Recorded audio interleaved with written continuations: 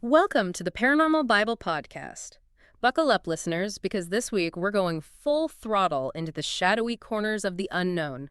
2 flash fiction stories, weird tales, ghost stories, strange events, all served up blockbuster horror film style. I love that analogy. It really captures the immersive, almost cinematic feel of the stories we're about to explore. Prepare to be spooked, folks, because this is a paranormal probe like no other. And if you're into tales from the weird and wonderful world of the paranormal, don't forget to rate and follow the Paranormal Bible. That's right. We've got a treat for you this week. So our first paranormal probe takes us to this place, the alchemist's dream. It all revolves around this mysterious manuscript, centuries old, attributed to Nicholas Thorne, the mad alchemist.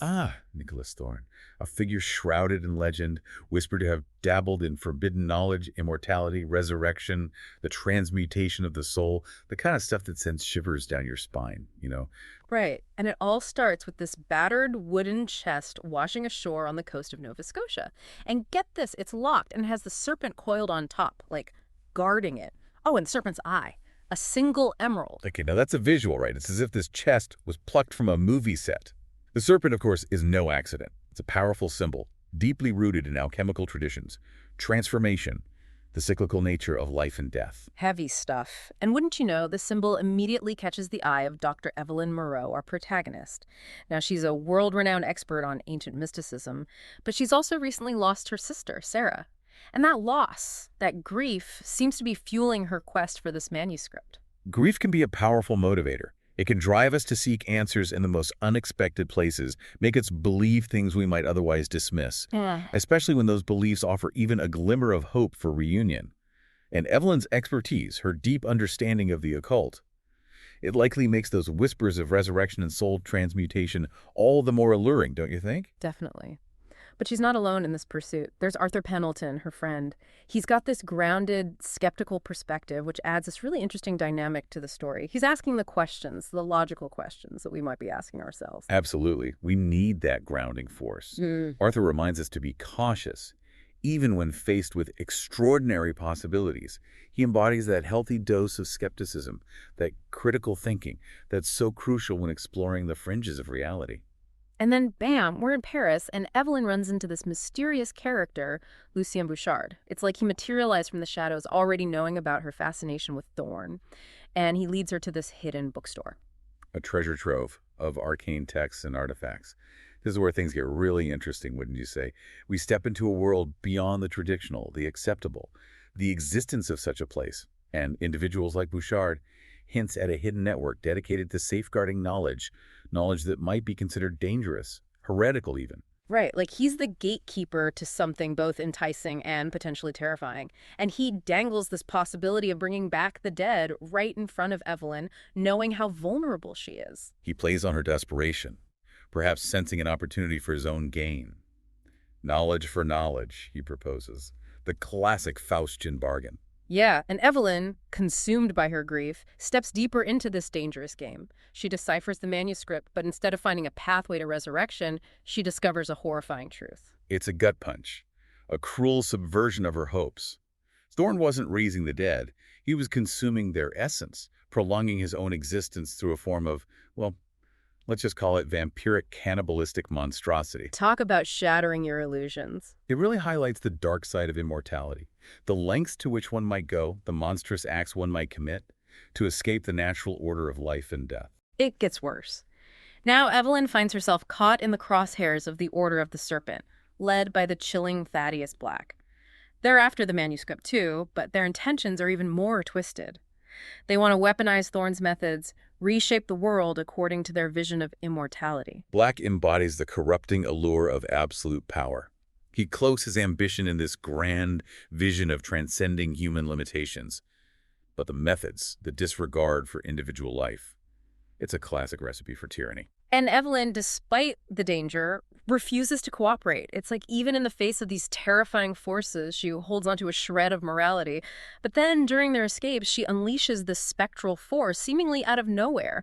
It's almost like Thorne's knowledge has seeped into her, given her unintended abilities. It's a stark reminder that some knowledge is inherently dangerous. The more we delve into the occult, the more we risk blurring the line between observation and interaction. unforeseen consequences, perhaps a form of magical contagion. Right. The deeper you go, the more you risk becoming entangled. And then we reach the climax, the rooftop of Black's mansion, this unnatural whirlwind that solidifies into a monstrous version of Sarah, a puppet of Thorne's power. And then Thorne himself appears, as if time has barely touched him. It's a nightmare made flesh. It's a chilling tableau. Thorne's words, his taunting revelation that Evelyn's knowledge will be her undoing. It's both a warning and a curse. Black, ever the pragmatist, demands the manuscript, envisioning a world reshaped by Thorne's power. Evelyn, trapped, makes a desperate choice. She tears the manuscript apart, sacrificing the very knowledge that initially drew her in. It's a rejection of Thorne's legacy, a refusal to let his monstrous methods continue. A powerful act of defiance, and the consequences are immediate and devastating. The emerald eye flares, a scream rips through the air, the spectral Sarah dissolves, and Thorne crumbles to dust. The power he'd hoarded for centuries, the stolen lives. It all unravels. Black and his followers meet a gruesome end, consumed by the very forces they sought to control. The silence that follows is heavy. Arthur's unharmed, but Evelyn is left shaken, forever marked by what she's witnessed. Sarah's dress lies undisturbed amidst the carnage. And a whisper on the breeze, the price of magic is never what you expect. A haunting reminder, isn't it? A whisper that speaks to the unseen costs, the unintended consequences that often accompany our pursuit of forbidden knowledge. A reminder that some doors are best left unopened. Now let's shift gears. Our second paranormal probe takes us to a place called the Dancer of Lost Souls. We're talking about a dilapidated Beaux-Arts theater, the Majestic, steeped in local lore about a ghostly ballerina. Enter our urban explorers, Todd and Mia, chasing internet fame, and their friend, Ellie, a skeptic but intrigued nonetheless. They break into the theater hoping for some viral content. What they find is a lot more chilling. A classic ghost story setup, right? But this time it's not just about dusty legends. It's about a very real and potentially dangerous encounter. The Majestic itself is a character in this story, a crumbling monument of past glory, harboring secrets within its shadowed corridors. And it's Ellie, the skeptic, who witnesses the apparition first. Imagine this breathtakingly beautiful yet mournful dancer gliding across the stage, bathed in moonlight. It's got to shake even the most hardened skeptic's beliefs, right? Absolutely. It's that visceral experience that cuts through logic and reason, forcing us to confront the possibility of something beyond our understanding. Ellie, despite her skepticism, is drawn to seek answers, and that leads her to Mr. Fournier. Mr. Fournier. He owns this fascinating shop, Relics and Curiosities. It sounds like a treasure trove of the strange and unusual. And he's the one who identifies the dancer as Isabelle Dubois, a rising star who perished in a theater fire. But there's more to the story, isn't there? Jealousy, a love affair gone wrong, a composer named Julian. It's a tragic tale of passion and betrayal, and it provides a context for the haunting. We learn that Isabel's spirit might be bound to the theater by unfinished business, by the intensity of her final performance, her love for Julian, and the circumstances of her death. Mr. Fournier also drops this knowledge bomb that some spirits feed on energy, on attention. It's like the urban explorers, by intruding and filming, might have inadvertently strengthened Isabel's presence. He also mentions Ellie's connection to her grandmother, the old ways.